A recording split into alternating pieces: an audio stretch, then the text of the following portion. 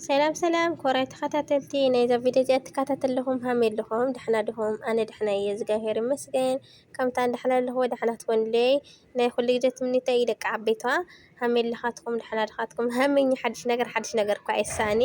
ካብ ናይ ሳምንት ናብ ናይ ሜሪ ሸጊርና ኣለና እና ካብዚ ልዚ ቻናል እዚ ሓድሽ ስለኾንኩ ብመጀመርያ ሳብስክራይብ እናገበርኩም ኣተባብዑኒ ሳብስክራይብ ዘይገበርኩም ማለት እዩ ሳብስክራይብ ዝገበርኩም ደሞ ብጣዕሚ እየ ላመስግን ኮራት ኣሕዋተይ እና ሓድሽ ስለኾንኩም እዛ ቪድዮ እዚኣ ብላይክ ሞክርዋ ካብኡ ደሞ ሳብስክራይብ ገበሩ ብምቕፃል ደሞ ናይ ልምዓንቲ ልኣትኽዎ እናልመፀ ኩሉ ኣድያ ማለት እዩ ብዛዕባ ሜሪ ወይ ከዓ ንሪመይ ወለላይ ልብል ፌስቡክ ማለት እዩ ሸር ትገብርላ ብዙሓት ብዘይ ደቂ መዳም ኮይንና ንቀባበል ኣለና ማለት እዩ ሰራሕተኛ ሸቃሊት ምናምን ልብል ሰራሕተኛ ክተምፅእ መሰላ እዩ ቅርሺ ተሃልይዋ መሰላ እዩ ግን ኣነ ከምቲ ዝተረድአኒ ግን ሓደ ሓደ ዝተረዳእ ኮንኡ ብትክክል እያ ትሰርሐላ ያንስ በቃ ኢልክን ተሓስባለ ትህልያኽን ኣነ ከም ተረድአኒ ግን ማለት እዩ ኣነ ከም ተረዳኽዎ ሜሪ ከምታ ትልበለትላ ኣይኮነቲ ይመስለና ኣነ ኩላትና ብማሕበራዊ ሚድያ ኢና ንፈልጣ ግን ትዛረቦ ቃላት ዋላ ትሕልፎ መልእኽቲ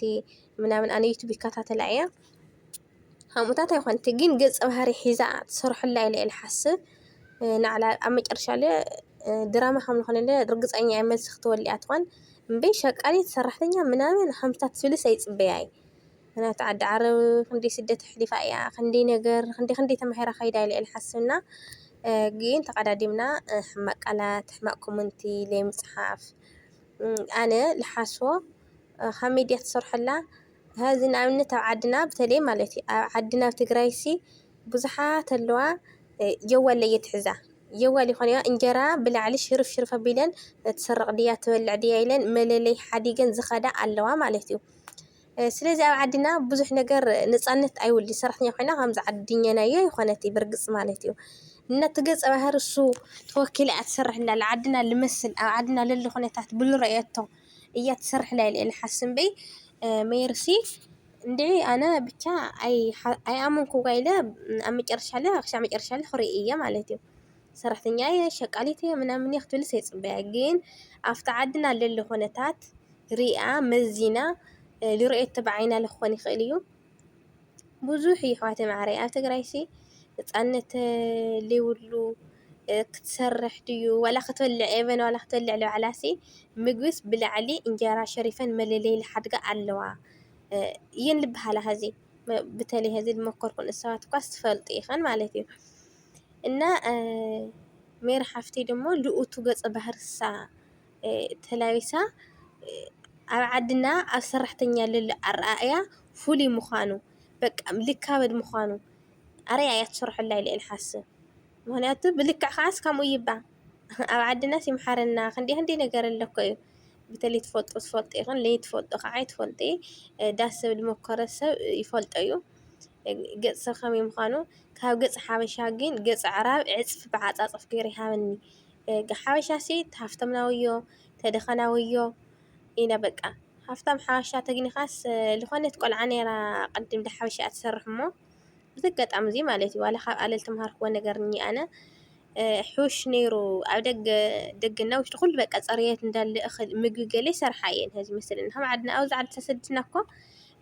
ፅሬት ኢና እምቢ ምግቢ መብዛሕትእና ንሰርሕ ሕዚ ፅሬት ብቻ ኢና ወደ ኣብ ዓዲ ግን ፅሬት ምግቢ ቆልዓ ምትሓዝ ምናምን ብሽሕ ቅርሺ እሞ ሕሰብኡ ማለት እዩ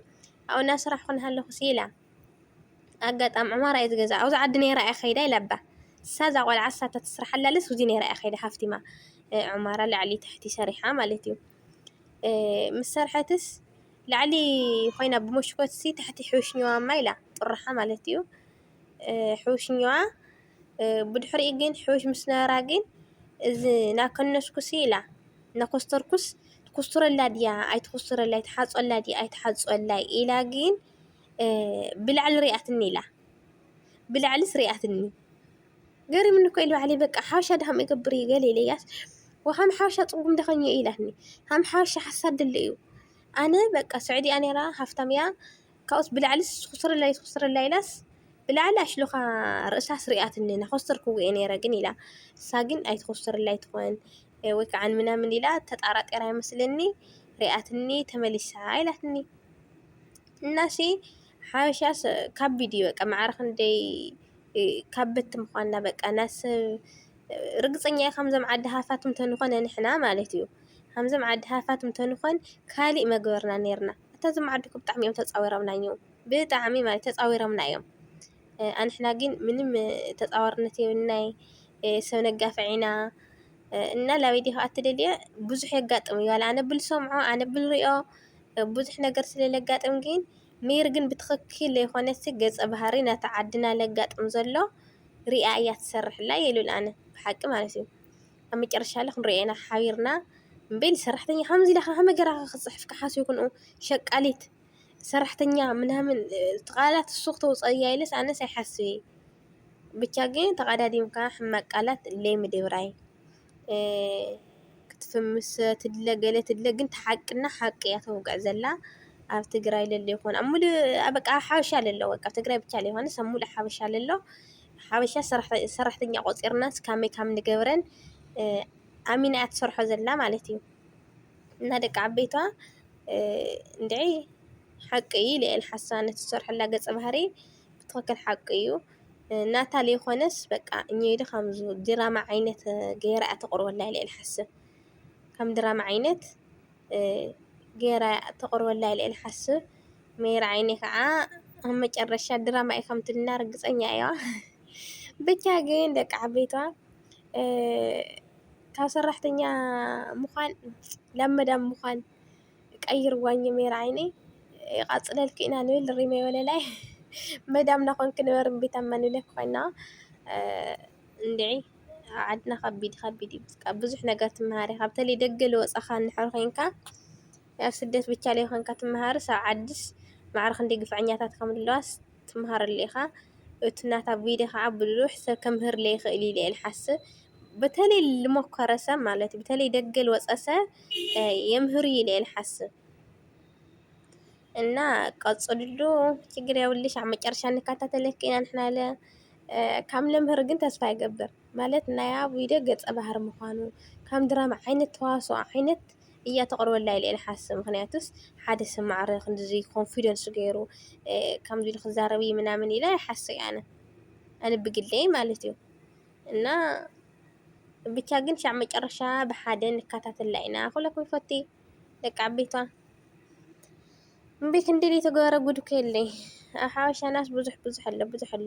በተለይ ልመኮረ ብቻ ይልፈልጠና ደገ ዝወፀ ይልፈልጦ እቲ ደራዕቲ መከራ ዝፀገበ ብቻ ሰብ ይልፈልጦ ኮይኑ እምበይ ስዕዲ ዓረብ ዳ እንታይ ደራዒ መከራ ድኝ በተለይ ሓደ ተይለኮይነንሲ ሓበሻ ሓደ ቋንቋና ሓደ ስለዝኾነ ኣብዛ ዓዲ ብዓረብ ትፀርፈ እንተደሊኻ የኾነ ጀዋሊት ሓዚልካዮ ነው ዝኾነ ነገር ኣስራሕ ተልካየንስ ግዛእ ከምዚ ገበርኪ ኢልና ንራገመን ብትግርኛ ሻላ ቋንቋና ልልወይኑ ኮይኑ ማለት እዩ ቋንቋና ልልወይኑ ተለይኾን ነይሩ ግን ዋው ኣይምተኻእልናይ ሕና ንፀርፍ ኢና ሳተን አንገላዕ ክላይን ሕና እንገላዕ ብትግርኛ ንብል ኢና እዚ ለይሳን ነገር እዩ ብቻ ግን ሓቂ ዘራ ዞም ዓድሲ ከም ሃፍትግነቶም ሳይኾን ይፃወሩካ እዮም ማለት እዩ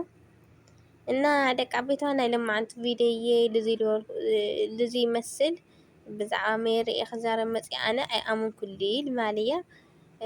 ለይኣመንኩል ምክንያት ከዓ ገፀ ባህሪ ገይራ ስለትዋስአላ እየና ብቻ ግን ሓቢርና ክሽካዕ መጨረሻ ክንከታተላ ኢና ሓቢርና ማለት እዩ እንዴ ኣነ ከምኡ መሲሉ ተሰሚዕኒ እየ ልብል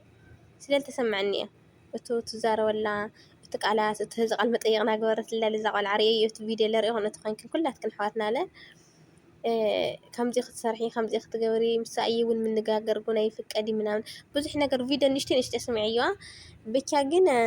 ኣነ ተዋስኦ ዓይነት ኢለ ዝሓስቦ ክሳብ መጨረሻ ከዓ ንከታተላ ኢና ችግር የብሉ ምሃር ለኾን ይኽእል እዩ ንብዙሓት ሰባት ኣብ ዓድና ከም ትለክሉ ከም ተቀዲመ ገለፅክዎ ምሃር ክኾን ይኽእል እዩ ኣብ ትግራይ ከምኡ ከም ንገብር ኣለዋ ኣብ ትግራይ ብቻ ለይኮነስ ኣብ ሓበሻ ሙሉእ ከምኡ ከም ንግበር ማለት እዩ ኢላ ትገልፀላ ማለት እዩ ብዓይና ዝረአዮ ተለኾን ይኽእል እዩ ብእዝና ዝሰምዖ ተለኾን ይኽእል እዩ ብታሪክ ለክኾን ይኽእል እዩ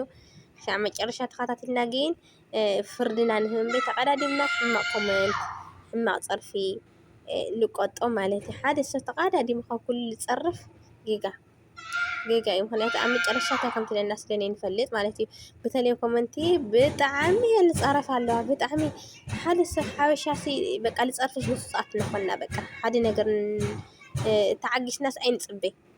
ከምዚ ኮይን ትለካ ሰብሲ ተቐዳዲምና እታ ኮመንት ከይና ፀርፊና ንፈልጥ ካሊእ ብሓሳብ ክንረድኦ ኣይንፈልጥ እዩ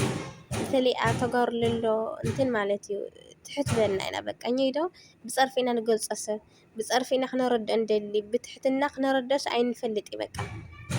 እና እንድሕር ተጋጊያ ከዓ ብትሕትና ኣይ ሜር ትጋግ ኣለኽ ሜር ከም ዝኾን ኣለኻ ተልና ይኣ ትምለስ ትኽእል እምበይ ብፀርፊማ የናሽራ እኮ ኢላዕሊ እኮ ኢለብፅሓ በቃ የግድዳና ኣለ ማለት እዩ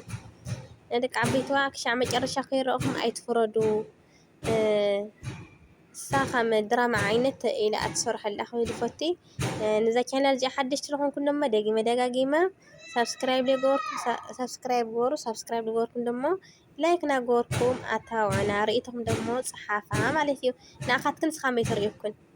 ኣነ ከምቲ ተርእየኒ ተዛሪበ ኣለኹ ንኣኻትክንሲ ከመይ ተረኣየኩን ያኒ ኣነ ከምቲ ዝሓሰብኩ ወድ ሓሲብክን ወይስ ኒዶ ትክክል እያ ኢልክን ሓሲብክን ንስኻትክን ከ ኣነ ትክክለኛ እያ ኢለ ይሓሰብኩ ምክንያቱስ ትዋስእ ኣላ እያ ወይ ከዓ ከም ድራማ ዓይነት ገይራ መሃሪ ኢላ ተቕርበላ ኢለ ይሓሰብኩ እምበይ ከምታት ይሓሰብኩዋይ እና ክሻዕ መጨረሻ ተኸታተላ እዛ ቪድዮ እዚኣ እውን ረኣያ ማለት እዩ እና ይቀኒየለይ ደጋጊመ ሰብስክራይብ ገበሩ ናብልኩ ደሞ ክልምን ዳ10 ግዜ በዓልቲ ክንዲ ሓሲብክን ገይራ ደቂ ዓበይትዋ ምንም ኣይክፈለይ ለኣኻትክንሲ ሰብስክራይብ ስለዝገበርክንሲ ምንም ኣይክፈለይ ፍረት ሓወተይ ንኣና ግን ጥቕምዮ እዩ ሰብስክራይብ ላይክ ኮመንት እንድሕር ፅሒፍክናልና እቲ ቻናልና ባዕሉ ለብዙሕ ሰብ ሸር ክገብሮ ስለዝኽእል እንድሕር ላይክ ወቂዕክን ማለት እዩ እንድሕር ቪድዮ ለሻዕ መጨረሻ ተኸታተልክን ኮመንት ፅሒፍክን እዚ ቪድዮ እዚ ባዕሉ ቻናል ለብዙሕ ሰብ ሸር ይገብረልና ኣቲ ክነተባብዓና ቆራት ኣሕዋተይ ቴንኩ ብጣዕሚ ኢና ነመስግን ተሰናዩ ጠጥዑሙ ንዓኻትኩም ይኹን ማለት እዩ እና ክሻዕ መጨረሻ ተይረኹም ከይትፈርዱ